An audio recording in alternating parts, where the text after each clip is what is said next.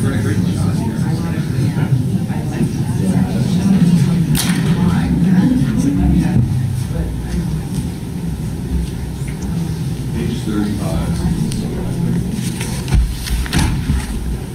morning, everyone. Everyone settled where you need to be?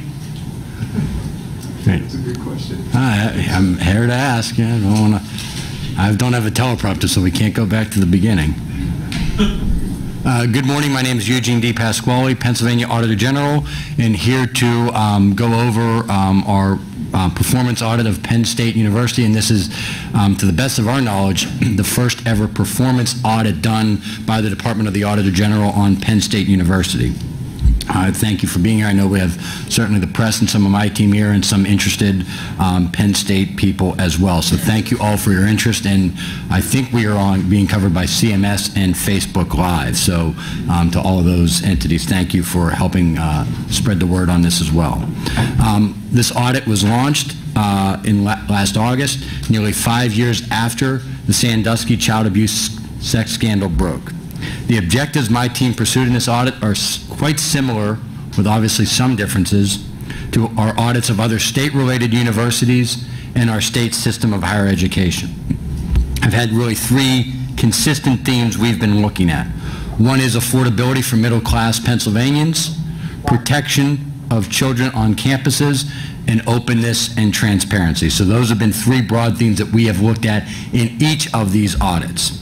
For example, at the University of Pittsburgh in 2015, we found that they need to strengthen procedures to require and verify criminal background checks and child abuse clearances for outside coaches, staff, and volunteers who use university facilities.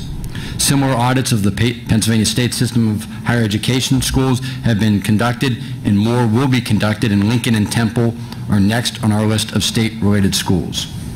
And again, I want to make sure that our public colleges and universities remain affordable to the middle class, protect students, and are accountable to taxpayers.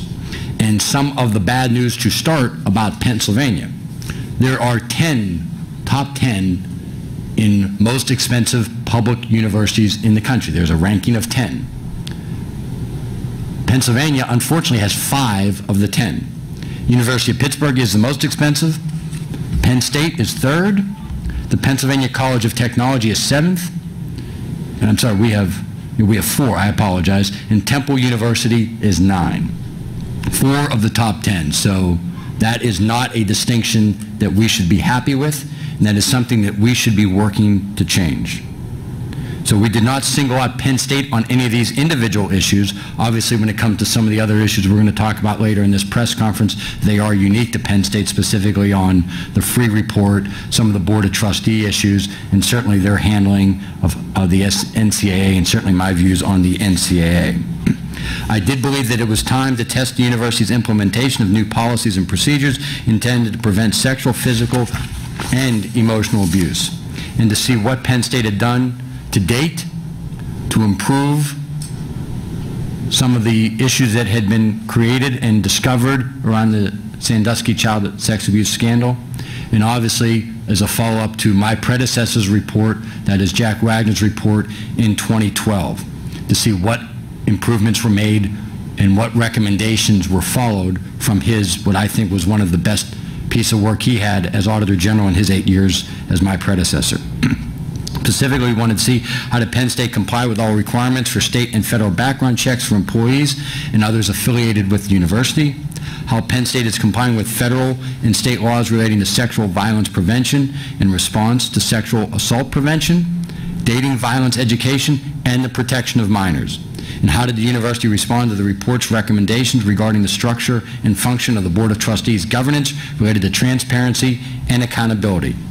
And with growing concerns nationwide, I wanted to review any efforts by Penn State to control costs and hold the line on tuition increases. Now for some additional background.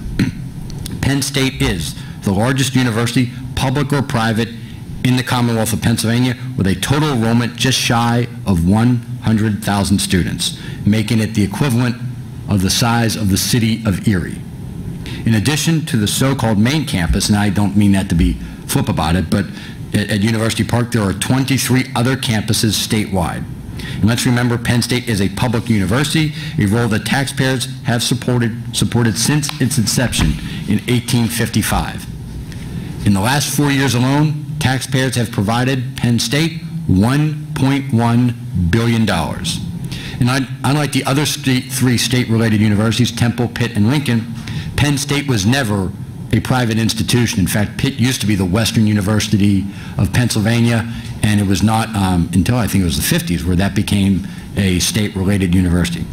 Penn State employees have the option of getting pension benefits covered by the state employees retirement system or the public school employees retirement system.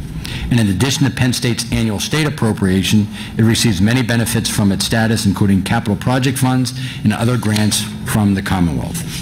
Now, the audit summary. The 115-page audit report, which covers from January 2013 through March 2017, has 9 findings and 23 recommendations. In general, I found Penn State made some progress since the Sandusky scandal, but the state-related institution must continue to work on several issues. First and foremost, Penn State must do more to improve its campus security, particularly for children who participate in programs and events on campuses. Now, the latest issue with hazing came about after our field work was done. So I want to be clear that the grand jury, the issues that's happening with the Center County DA, that is not part of our audit. Obviously, as a parent and as a Pennsylvanian, I'm aware of what happened there. In college, I was a member of a fraternity, and I do appreciate Penn State's support for the national anti-hazing legislation. And I just wanted to point out that's not part of the audit, but it's something we're aware about, and I appreciate what they said in support of that federal legislation. But clearly, the culture of alcohol among a chunk of the campus has to end. And I'm not here to try to pretend to be some angel about it. My parents owned a bar when I was younger, and full disclosure, I consumed alcohol before I was 21. But there are some of the issues that have cropped up at Penn State and other institutions of higher education across the country. We've just got to find a way to curtail that because we're putting kids at risk. And I know the kids are making the decisions themselves, but more effort has to be done to try to provide a safer environment there. So I just thought that was an appropriate time to point that out. Penn State also must do whatever is necessary to control tuition that has increased. And I want to make sure everyone gets this correctly. In the last 30 years, tuition has increased at Penn State 535%. And I just want to make sure we understand, that is a very high number. I actually made us go back and review that because I almost couldn't believe that that was accurate. The skyrocketing tuition is making school increasingly unaffordable for middle-class income Pennsylvanians, and I know this just from some of my son's friends that actually going to private liberal arts colleges, depending on what type of financial aid package you get, in many instances now are making them, I'm not talking about the initial sticker price, I'm talking about what you actually pay. Sometimes they become more affordable than Pitt, Penn State, Temple, because there's not as much aid available. Penn State must also prioritize Pennsylvania students over out-of-state students, and I think this is a big issue, and we're going to go into that in more detail. And this is a national issue that we have to confront as Americans, and improve its transparency and accountability to taxpayers. Now, the specific findings of the audit. One of the most distressing findings in this audit is that years after the Jerry Sandusky's conviction for sexually assaulting young boys, Penn State fails to ensure 100% of mandated background checks are completed by the university. In the post-Sandusky era, it would be expected, first of all, it should have been done beforehand, but it certainly would have been expected after that Penn State would be hyper-vigilant about completing all required background checks. But that is not the case. Here's specifically what we found. For academic and sports-related camps held on Penn State campuses, about 57 of the 732 camps held during 2016 had at least one person, sometimes more, but at least one person missing the required clearances. Now, I've talked about this before, and sometimes people think I'm trying to joke about this. You cannot be an assistant coach for our American Legion baseball team without going through state and FBI background checks. And these, when you see, if you were to come, and by the way, last night would have been a good game for you to see because there were a lot of walks, but if you were to come see the team I'm coaching, the Shiloh American Legion, everybody that you see in that dugout that is an adult cannot be there unless they have an FBI background check. But after the Sandusky scandal, that still wasn't happening at Penn State. It was about a 7.9% error rate. For employees across the university system, I found background checks missing from 962 of the 24,382 employees hired in 2016. Now, 962 may not seem like a lot, but is an error rate of nearly 4%. That is not acceptable. The error rate should be zero. Zero. Now, sometimes I'm a reasonable person. I can understand one or two people slipping through the cracks, but not 962. And as we so tragically learned from the Sandusky case, it only takes one child predator to cause what could be a lifetime of trauma to any child. Penn State officials must do more to correct these two glaring problems. Now, the second subject area is skyrocketing tuition. When I looked at tuition affordability over the past 30 years, Penn State's in-state tuition at $19,347 for the 2016-17 academic year has increased by a whopping 535%. That is since the mid-'80s. With the exception of the 2015-16 academic year, resident tuition, and again, that was the resident tuition, not the out-of-state. Resident tuition increased every year on average about 6.4%. By comparison, over the last 3 decades, the price of a gallon of milk increased 48%. A new car increased on average 163%. The median income of Pennsylvanians increased 164%. A gallon of gas increased 165%. None of these come even remotely close to keeping pace with the tuition increases at Penn State. And again, I want to be clear, this is also happening at Pitt and Temple as well. Penn State tuition increases continue to far exceed the Consumer Price Index. And the not-so-fun fact, in March of 2016, the U.S. News and World Report article, Penn State ranked 3rd on the list of most expensive public colleges for in-state students. Pitt was number 1. You know, I think we would probably all be happy if they were 1 and 3 in basketball or football, but we don't want them to be 1 and 3 in tuition for in-state students. My team looked at Penn State's Big Ten conference peers. They found that Penn State is the most expensive public research university. Now, somebody will say, well, what about Northwestern? Northwestern is a private university, so they are not included in that. Northwestern is significantly more expensive. By comparison, the most affordable public school in the Big Ten is the University of Nebraska with an in-state tuition of $8,618. And how I originally became interested in Nebraska, and I will do my best to try to pinpoint who this student is, but somebody that was on the band with my son 2 years ago ended up going to the University of Nebraska despite being incredibly talented. She could have been in the blue band, she could have been in any band in the country. She went to Nebraska. Why? Because as a Pennsylvania resident, it was more affordable for her to go to the University of Nebraska. I just find that unacceptable. And by the way, for people that are sitting there going, what about what's happening in California, North Carolina, and Virginia, and all, we have to come to grips with this. Is a problem nationwide.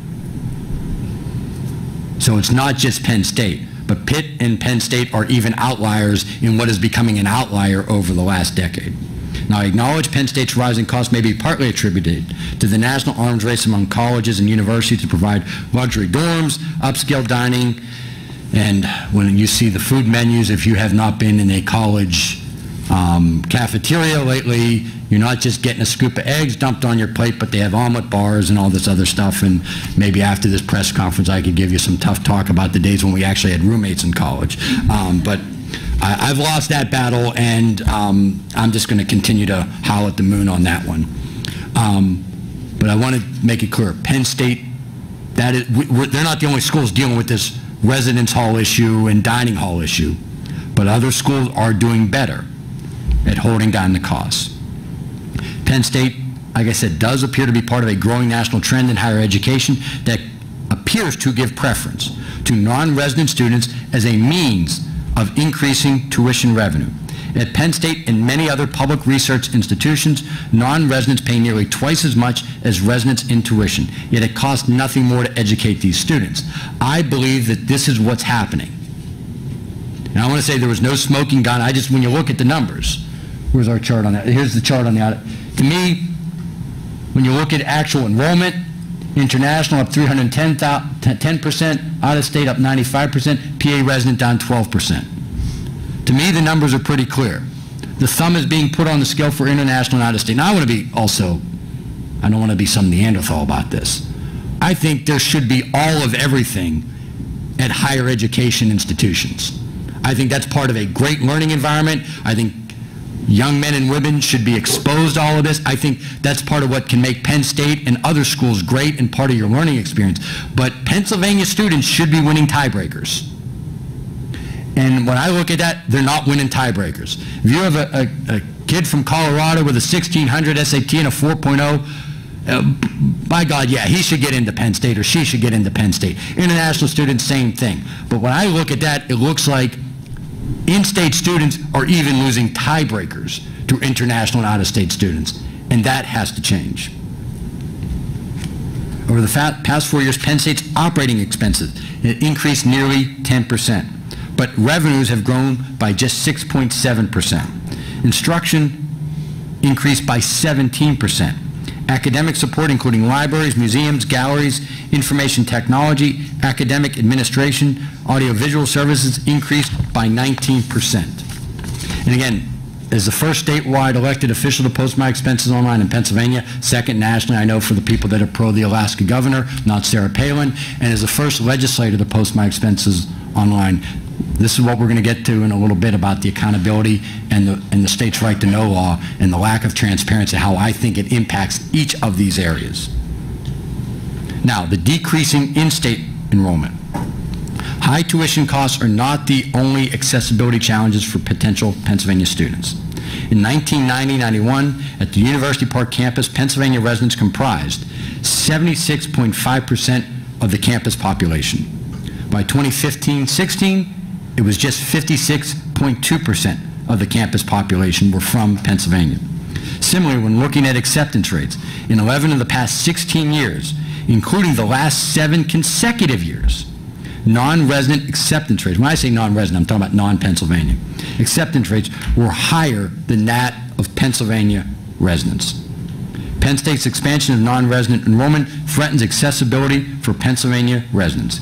Clearly, because Penn State has not adequately planned for expenses that are outpacing revenues, there is a financial appeal to accepting non-resident students who will pay nearly $15,000 more and more likely to live on campus and get less financial aid. Penn State officials remain adamant that it never intentionally favored non-resident students. I will take them at its word that they didn't intentionally do it, but I look at the numbers, whether intentional or not, that's what's happening. And again, I want to be clear, this is not just Penn State. For example, after the California State Auditor raised concerns last year about the growing number of non-resident students in the University of California system, it was so bad that lawmakers threatened to hold back $18.5 million if the public university system did not put a cap on students from outside of California. This year, the Board of Regents approved its first ever enrollment cap of non-resident undergraduates, and I do know that that type of proposal is happening in other states as well. Now, next subject area is improving the Clery Act compliance. The Clery Act requires all post-secondary institutions that receive funding from federal financial aid programs to prepare an annual report on campus crime, including sexual violence, assaults, hate crimes, weapon offenses, and alcohol and drug abuse. In November 2016, Penn State University was hit with a $2.4 million fine, the largest ever, after the U.S. Department of Education issued a scathing report identifying 11 Federal Clery Act violations. To its credit, Penn State has made encouraging progress that we noted during our audit in Clery Act compliance. Subsequent to the Sandusky scandal and the U.S. Department of Education's investigation, Penn State has hired 2 individuals who are dedicated to Clery Act compliance, one of the first universities to have personnel dedicated specifically for this responsibility. They instituted PSU Alert, an emergency messaging system that posts information online and uses text messages and mass emails, and judging from my kids, the text messaging is going to be significantly more effective than the emails, which may get checked once a month. Adopted an amended policy that provides the framework for Clery Act compliance, and delineated which campus staff have Clery Act reporting responsibilities, and centralized the availability of Clery Act information on a one-stop website. This includes online reporting forms, timely warnings, and annual reports. So I do want to commend them for what they've done to improve the Clery Act related practices and policies, but more improvement is needed. Penn State must dedicate the appropriate resources, not just this year, but in the future, to a uniform incident data system that is deployed university-wide, and Penn State must establish an improved training program that meets the needs of all employees responsible for Clery Act compliance. And this would not, again, just apply to Penn State, but all universities should be doing this. Now, our final subject area, which may be, in my own personal view, the most scathing. What my team found and my predecessor found when we reviewed how Penn State responded to the 2012 Auditor General Special Report on Governance Reform in the wake of the child sexual abuse scandal. Penn State did fully adopt some of the report's recommendations. In my opinion, they did the easy ones. The university president is no longer a voting member of the board. The governor of the Commonwealth is no longer a voting member of the board, and the board's bylaws were amended to reflect, quote, a quorum represents a majority of the voting members of the board. They did those, but that is the equivalent of saying, you know, did you have a glass of water today as part of your overall health improvement plan? It's good you had the glass of water, but there's a lot more that needed to be done, and they did only the easy ones. It is disappointing that many of the recommendations for improvement have been ignored, or even worse, contrary action was taken. Specifically, the General Assembly should cut the size of the Board of Trustees, not only for Penn State, but for all state-related institutions of higher education. Despite the recommendation of my predecessor, Jack Wagner, in 2012, which I think was spot on, and his recommendation was to reduce the board actually grew from 32 to 36 members, plus 2 non-voting members. Higher education experts recommend no more than 12 to 15 members serve on a college board. This comes from the American Council of Trustees and Alumni. The board is too big. And too big of a board reduces accountability. Information doesn't get shared. Even I found out today, not every board member was even aware of this audit. And by the way, I wish I was making that up. Not every member of the board was even aware of the audit. Agree or disagree? And you know, sometimes when we're in public, a public issue, we're going to have agreements and disagreements, and that's all part of the process. But I don't know how you couldn't just hand out the audit to all the members of the board. This was not, I mean, we're not the NSA here, folks. I mean, part of how you improve stuff as the Auditor General is you share information. And so I'm concerned when I find out board members weren't even getting the report. Somebody needs to answer to how that happened. Because this, again, was not a secret. Our goal in doing this is to try to share the information. Maybe out of all these recommendations, the board gets together and maybe, you know, out of the 23 recommendations, they think I'm full of it on 2 or 3 of them, 5 are questionable, and then they want to do the other 15. That's fine. I mean, you know, any step forward is good, but you can't do that when you're not sharing information. Again, but if you only have, you know, 12 to 15 members or 11 to 15, somewhere in that neighborhood, those type of things are much less likely to happen. Additionally, as a recipient of significant amount of taxpayer dollars, $1.1 billion over the last 4 years, and for anyone that doesn't think that's a lot of money, I disagree. I was thinking some way to explain that, but just anyone that thinks 1.1 billion isn't a lot of money, you need your head examined. It is high time the General Assembly make Penn State and all state-related universities subject to the provisions of both the Commonwealth's Right to Know law and the Public Official and Employee Ethics Act. And I strongly urge, because I have to watch my mouth and how I say this, all of these institutions to stop lobbying the General Assembly against this.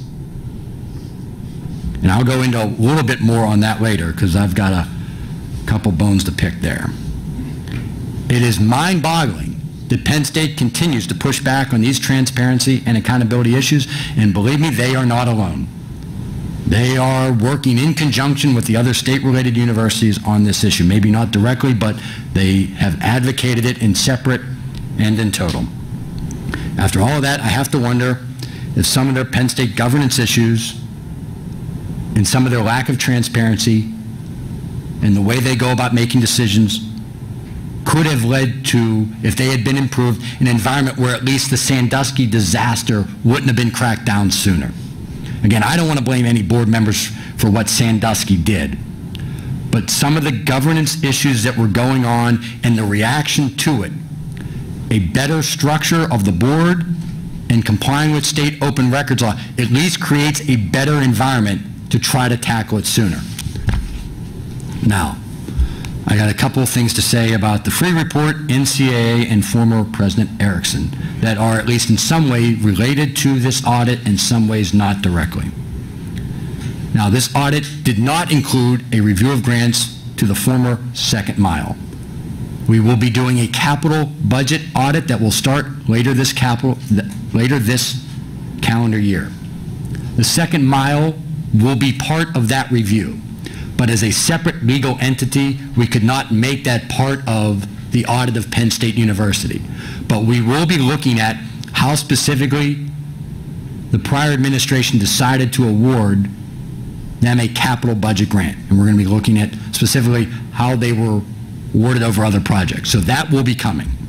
And there'll be other projects that we will include in there, but I know there's been a question about, Second Mile. I just want to let everyone know I can appreciate maybe frustration of wishing it was part of this, but for a whole host of reasons it could not be, but we will be getting to it.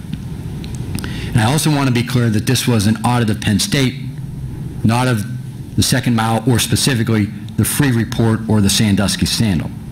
As to the free report, my biggest concern with the free report, and this goes into governance and transparency issues and some other views that I have on this, is that similar to why I believe I should be the one that audits the Pennsylvania General Assembly, because the voters get to hire and fire me, not the General Assembly. Similarly, the report that was done on how to improve the institution should have been done by an independent entity, whether it would have been the Department of the Auditor General, and just say that would have been my predecessor, or the United States Department of Education, or maybe even another state auditor coming in to do that report. There were other ideas out there. My biggest concern at the start was that the free report and Louis Freeh was hired by the university, and you could at least argue, whether fair or not, that they were there to do the bidding of former President Erickson and some members of the board. That is why under our Pennsylvania Constitution, the Auditor General is elected by the voters, not hired by the governor or the General Assembly. And my biggest concern was independence. And my analysis of all this is that most of the decisions that happened at that time seemed to be made in a panic mode by former President Erickson. It appears from his behavior that he was more concerned with protecting his own reputation than the kids or the school. When I say the kids, I'm talking about the kids that were harmed by Sandusky. When you panic, you make mistakes. And those mistakes hurt people, while also not making sure kids were protected. Again, one of the things you should have done, if you were looking at this situation, is improving background checks. He didn't do that. And he didn't make improvements to the board structure. Now, President Barron, the current president, first of all, I have enormous respect for him. And I think he is moving the university forward. Not perfect by any means, neither am I, and he who has not sinned cast the first stone. I am upset that he has taken a position of not supporting the state being included in the state's right to know law, and they push back on that in the audit. But I give him enormous credit for his honesty, which is more than I got from former President Erickson, who lied to me in the hallway that you took to walk into this building by telling me that he actually supported Penn State being in the state's right to know law. Lied to me the whole, you go out this hallway, you walk 100 yards, that's where he lied to me. Now, it was the 2011-12 session. I was a minority member, rank and file, so I thought, I'll go lie to this guy. And then went into leaders' offices of the House and Senate R&D, and then did everything he could to make sure that that legislation didn't pass. He lied to me. Now maybe you think, I'll just lie to one member, and he probably never factored in 6 years later I'd be the Auditor General auditing the university. But I don't care who you are, you shouldn't lie. I have a disagreement with President Barron on this issue, but he was honest about it. And in public life, I can deal with honest disagreements. And maybe we can find a middle ground that the legislature does their job of providing more funding for our state system of higher education. Maybe in exchange for that, we get them into the state's right to know law.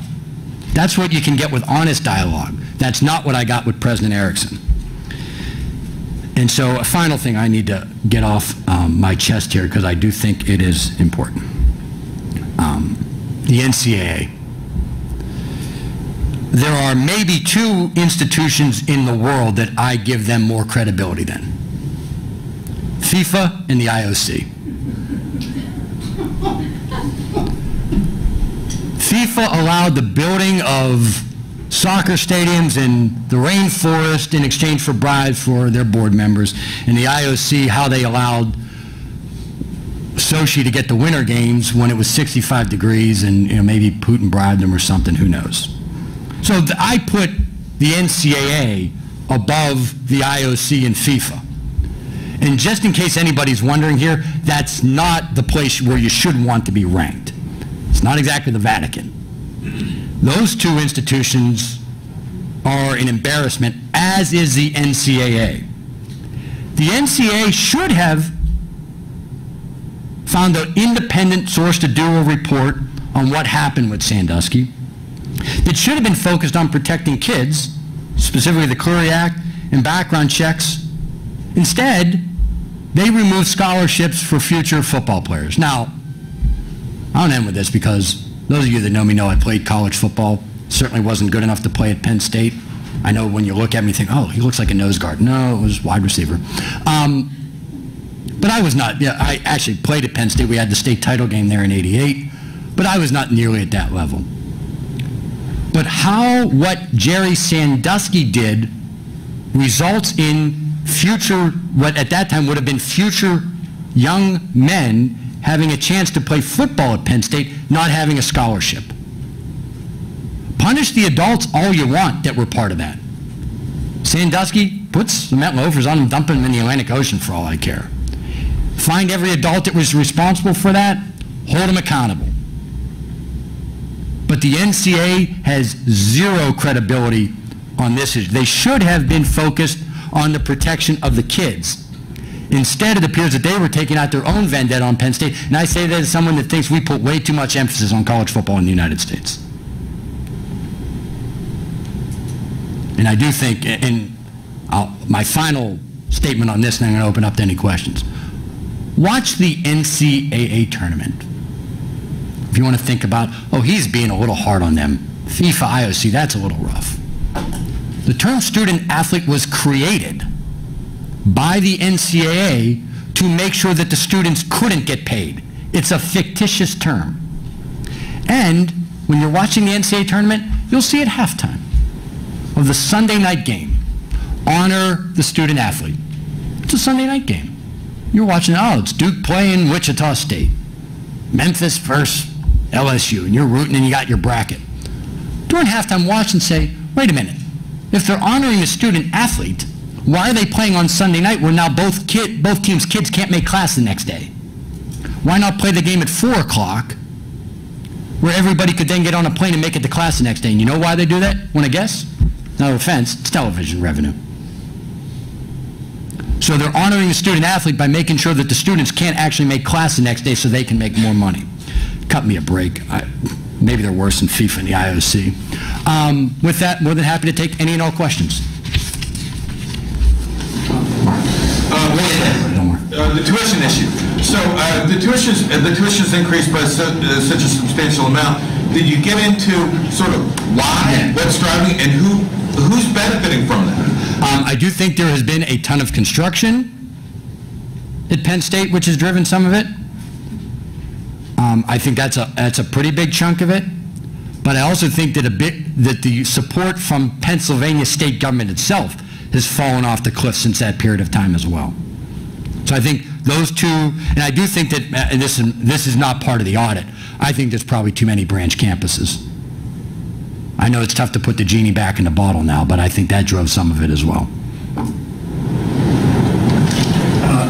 For the international students, those numbers there, the percentages, are those undergrad and graduate?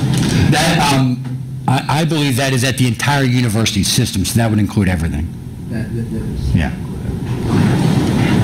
On the youth camps issue, can you give us a little bit more background as to, for those of us who may not know what these camps are, who they, what children participate in them, and also when you say missing reports, are we talking they were never completed, they were not filed properly? What are we looking at? Let me do the second part of that question first. When we say missing is we can't say whether they were done properly and just lost or they weren't done properly. So that's the concern with them being missing. Now, for those of you who don't know on what these camps are, they literally are the entire gamut. They go from football and soccer and baseball camps to music camps to art camps. It runs the entire gamut, and almost every university or college during the summer months, sometimes even during, the winter break as well, will have some type of camp on their campus. And again, it runs from athletic to academic to extracurricular, band, etc. And so, and by the way, the students on there could be anywhere from 5 years old at some little tyke soccer camp to, that's really like the Penn State baseball camp, or to see who they want to recruit for the next year, and certainly the band camp and the academic camps. I know a lot of the schools now are trying to recruit students, and I don't knock this, having these academic camps to see maybe who might fit in on the campus. So those are the type of things that are taking place, and they go anywhere from 5 years old to juniors in high school. And I participated in that stuff when I was in high school too. The in-state, out-of-state, does this also track the application numbers? No, not on a percentage. Is that we, so the percentages are not directly correlated, but I want to be careful, and that is there are lies, damn lies, and statistics. And that is, there's obviously a higher percentage of Pennsylvania students that would be interested in applying to Penn State than students from Colorado. But we saw that a much better admissions rate for out-of-state than in-state, but I want to be careful not to try to say that it was an apples-to-apples discussion on the specific enrollment percentage numbers. Because we weren't able to go into everyone's GPA, et cetera. There may be other reasons students weren't admitted. But are Penn State resident applications going down as well as the number enrolling? No, they're still applying at a very high clip. The number of Pennsylvania's students in public schools all over has dropped considerably since 1990. Does that percentage of 12% down, does that take into effect that there are fewer kids in Pennsylvania right now who have loads of places to go to? Well, that can help explain on the margins. It doesn't explain 95% to 12%. I mean, that's, that to me is a different issue. Yeah, it could explain at the margins why it wouldn't be 14% or 10%. So it can explain things at the margins, but doesn't explain the overall trend.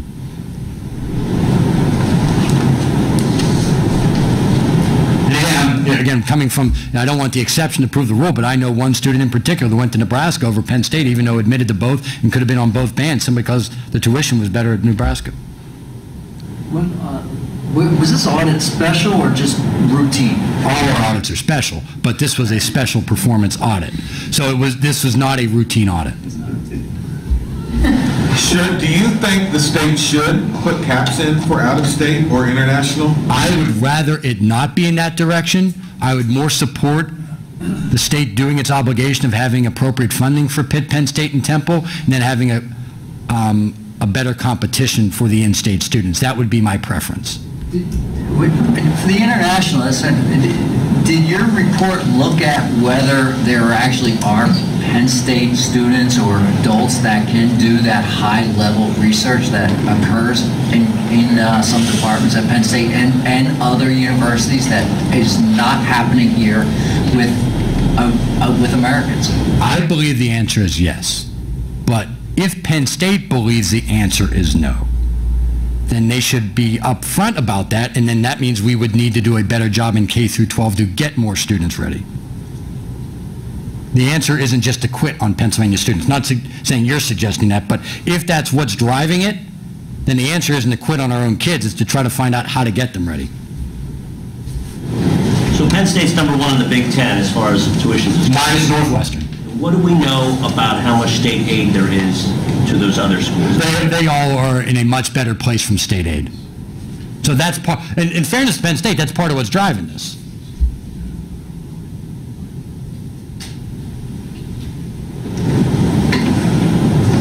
What do you think is driving sort of you made a recommendation for board changes. Yeah. What do you think is driving their decision not to make these changes that follow a number of the recommendations that were made back in 12? All right, I'm going to get into trouble here. I think it's political. I think these board appointments become plum seats for people. It allows politicians to hand these things out. It allows different people to serve on the board. It allows more clout for individuals. I think it's an ego boost for some. So if you have 12 members on the board, as opposed to 36, there's less plum appointments to hand out. By the way, again, it's not just Penn State, but this happens at all of the state-related universities. But I just do know that when I've talked to people that have been on nonprofit and even public and large corporate boards, the bigger the board, the more dispersed the decision-making, the more some people begin to tune out the information. Or, as we found out today, not every board member even gets a copy of the audit. I guarantee if there was 11 board members, they'd all have a copy of the audit. Concerning the methodology for the background checks, am I right in understanding that you took samples and are extrapolating from there? Yeah, correct. Okay, so these are estimates. Correct. And that's typically what anything that's as large as Penn State, that's typically what we do to try to get, and something becomes statistically very likely. For example, the 962 figure, is that a solid number? That is our estimate number. Yeah, that is our estimate number based on the statistical sampling we did. And I'm not sure if it was 961.97 or 962.37 and we rounded, but.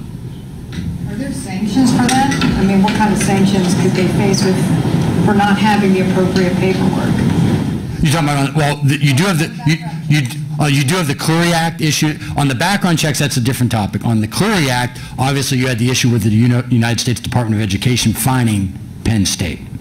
On the background checks, it's something that shocks the conscience, but unless somebody behaves criminally in the wrong way, which would then bring in the DA or the Attorney General, there are no actual punishments for that. So what is it you want Penn State to do, and are you comfortable that they'll move in the direction you think they should? I think there should be a reevaluation of how the board operates. I think there should be a shrinking of the board. I think they should be under the state's right to know law, and I think the legislature should, in a sense, in exchange for that, provide them more funding. I think those four things would go a long way towards solving a lot of these issues. There's no perfect. There's no one. Sometimes people want what's the one magic wand solution. There is none. I think you have to slowly continue to try to get better over time, and I think those four things would help do that. On the affordability issue, you And by the way, and this also, I'm sorry, one of the things that, the transparency and accountability in the board actions, it also plays into, because I know there's concerns about how they handled many of their decisions, whether it came to, Joe Paterno, setting up the foundation, how they've handled some of the claims. Regardless of what any of us view about any of that stuff, I think having a better board structure and more openness would go a long way towards solving a lot of those concerns. Because even if you disagree, when you're operating in that cloud of secrecy, people sometimes will believe the worst. If you're open about it, at least we can have an honest disagreement sometimes. That's why I at least respect President Barron being open and honest about his position on the state's right to know law, as opposed to what we had under previous President Erickson. And On the affordability issue, do we have any reason to believe that Penn State has raised tuition more, or rather raised than every other college in the state, or every other public college? It has been at a higher rate, certainly at a much higher rate than the state-owned universities. Pitt has been at a pretty high clip as well, so they're kind of on that same level as Pitt. And I think the numbers are pretty telling that there's an emphasis to trying to get out-of-state tuition to make up the difference. on the second mile grants issue, did you say that you've already started that audit? That'll start this fall. Did you say that you believe that Penn State's expenses are now going beyond their income? Yes. Can you provide more detail, or is that in the report? It's in the report, yeah. I mean, if you want me, I can dig through, but yes, we do believe that their expenses are outpacing their income. Significantly. Significantly. We do break that down in the report, but we strongly believe that that's a fact.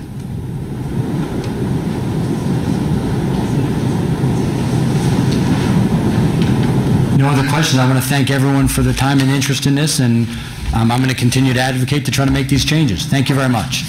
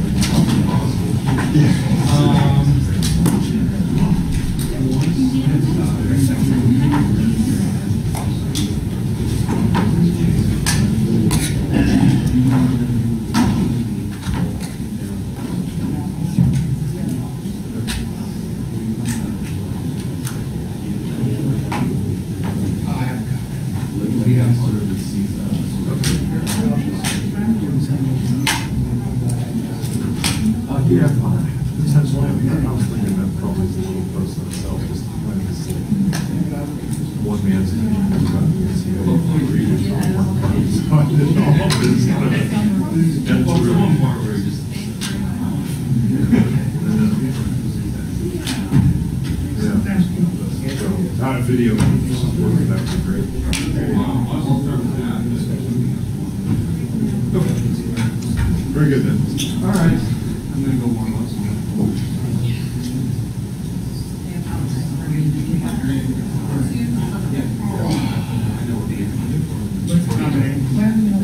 Steve, you were pressing it. You were pressing it. I did that big story on international students funding our universities.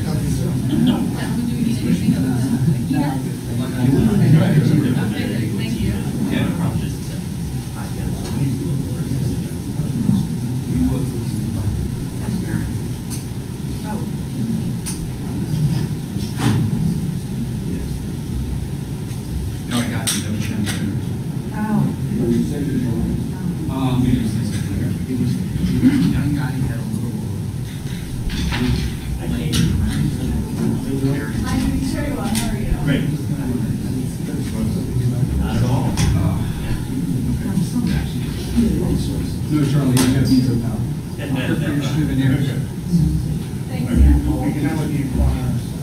I'm claiming that one unless you already claimed it in my office. By all means, tell me I approve anymore. Wait, which one are you claiming? The first one. Yeah. Okay. Because How about taking this? that was me when I graduated, and that's my son.